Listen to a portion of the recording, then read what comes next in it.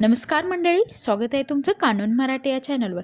तर आज आपण पाहणार आहोत ट्रॅफिक पोलिसांनी आपल्याला थांबवलं तर आपले नेमके हक्क काय आहेत हे जाणून घेणे।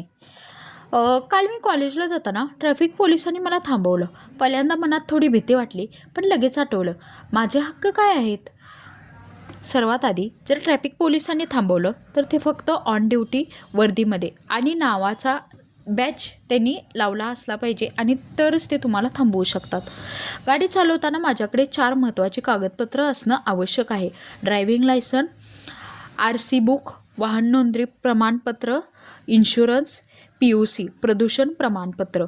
तू दाखवतेस की आता हे सगळं डिजिलॉकर किंवा डिजिलॉकर या ॲपमध्ये आपण ठेवू शकतो। सगळ्यात महत्त्वाचं, कधीही लाज देऊ नका। चुकी झाली असेल तर दंड भरा, पण घाबरून पैसे हातावर देऊ नका। दंड नेहमी रसीद घेऊन दंड भरल्यानंतर त्यांच्याकडून जी काही पावती आहे, रसीद आहे तीच घ्या आणि ती तुम्ही घेणं इम्पॉर्टंट आहे। ते तुमच्या माहितीसाठी आहे की मी हा दंड भरला आहे, कारण का उद्या जाऊन असं नको व्हायला की तुम्ही तो दंड भरला आहे आणि परत तो तुमच्याकडून वसूल केला जात आहे, असं नको व्हायला। आणि लक्षात ठेवा, ट्रॅफिक पोलीस तुमची गाडीची किल्ली काढून घेऊ शकत नाहीत किंवा गाडीला हात लावू शकत नाहीत जोपर्यंत कोर्ट ऑर्डर किंवा विशेष परिस्थिती नाही आहे। म्हणून पुढच्या वेळी तुम्हाला थांबवलं तर आत्मविश्वासाने बोला, कागदपत्रे दाखवा, पण तुमचे हक्क विसरू नका।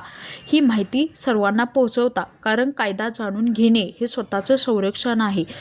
तुम्हाला याबद्दल आणखी काही माहिती असेल तर मला कमेंटमध्ये नक्की विचारू शकता आणि अशाच कायदेशीर गोष्टी जाणून घेण्यासाठी कानून मराठी या चॅनलला नक्कीच फॉलो करा। धन्यवाद।